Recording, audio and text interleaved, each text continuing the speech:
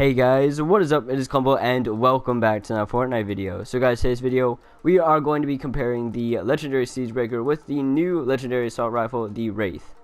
So now in this video, I'm not saying that one is completely better than the other. They just have both different play styles. Say the Wraith is going to have better accuracy, so more long shot if you guys are going to go for those headshots, and also the Siegebreaker has a higher fire rate than the Wraith.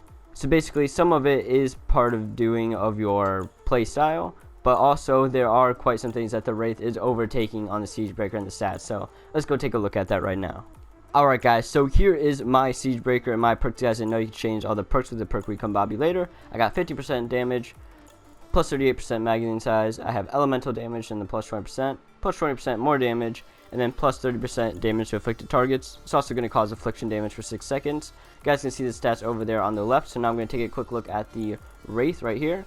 Plus 14% fire rate, magazine size, element is going to be physical, 26% damage, 27% headshot damage, which is really nice for this weapon, plus 24% damage to miss monsters and bosses. Also, if you get 5 headshots in a row with this, it increases the range weapon damage plus 30% for 10 seconds. So now if you guys did not know, you can go click on a weapon, go down to compare, then we can just easily compare it side to side comparison. So of course these are both going to be Malachite, power level 82. For my Wraith, it's going to have more damage than the Siegebreaker. Now, the headshot damage from a Wraith is just substantially a whole ton more. Like the Wraith, I'm going to show you guys each a minute or two of each of them, the Siegebreaker and then the Wraith. And the recoil on the Wraith is barely nothing, and this headshot damage is absolutely insane. So that's cool, but I also have the plus 27% headshot damage for the perk. All those perks I just showed you guys were the perks that it came with when I bought it from the event store, which is going to cost you 1,680 seasonal gold. So now the critical hit chance and the critical hit damage are both going to be higher than from the Siegebreaker. You got 20% then 75%, whereas the Siegebreaker only 10% and then 50%. So now here is one of the bigger differences that the Siegebreaker does have against the Wraith. The fire rate is going to be 12, while the Wraith's fire rate is going to be 8.15, which still seems pretty fast to me. And then the range, this is really big as well, which can make this weapon really deadly on the Wraith. 5,120. It's over 1,000 more than the Siegebreaker, which is 4,096, which is pretty cool. The durability, reload time is the exact same, and of course the ammo cost is going to be 1. Alright guys, so I have joined a Kenny Valley match. I'm just going to show you guys a little bit of gameplay of the Wraith. First off, now I am going to be using this new Field Agent Rio hero, which I would not recommend to use for these assault weapons, but since it is a new mythic hero, all you guys gotta do is go do the weekly horde challenge in the horde section, and you guys will easily unlock her. It only takes probably takes about 30 to 40 minutes, and it's a free mythic hero, and you also get some good rewards for doing the horde as well. So here is some of the Wraith gameplay. So basically, on this playstyle, you really want to go for the headshots because that is where you're gonna get your crit rating and your damage insanely. Okay, so let's take out, let's help this survivor out right here. And then also have the 82 Siegebreaker that I had, and then I also just thrown in Nocturno as well. So Nocturno, here's the Siegebreaker, and then here is the Wraith. And like I said guys, I wouldn't recommend on using this type of hero. I would go for something more of a Urban Assault or just any soldier type.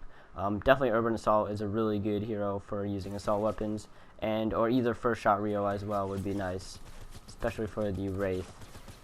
Alright, there we go. Show you guys a little bit more gameplay, and then we'll swap on over to the... Oh, rip. Just blow himself up. And I'll show you guys a little bit of gameplay of the Siegebreaker as well, which is sometimes, if you guys don't have the Siegebreaker, you can also get it from the collection, but you guys have the ability to recruit stuff now. This is really cool. And then if not, it's not in the event store or the weekly store right now, but just make sure to keep a lookout on the weekly store because sometimes you can get it for those daily coins. Alright guys, so here is some of the Siegebreaker I want to show you guys. Of course it is going to have a way higher rate of fire, but again it all just depends on the situation as well. If there's a huge horde and you just want to spray, you can just spray as from a distance, even really far out. You can see the crosshairs, you can get some mad headshot damage with this weapon. This man right here is just eating. He does not take anything. It's just constantly just throwing it at this guy. It just took that one last pitcher zombie, pitcher husks just go away, and then he'll go away. Alright, so we gotta, yep, this is gonna be a mimic right here. So let's use a Siegebreaker on the mimic actually. right there. We'll do about halfway, and then we'll use the Wraith. Oof, my aim was off right there really badly. Again, the headshot damage, the aim will make up for the lack of the rate of fire as well. So if you guys did enjoy the video, as always, make sure to hit that like button and subscribe if you guys are new to the channel.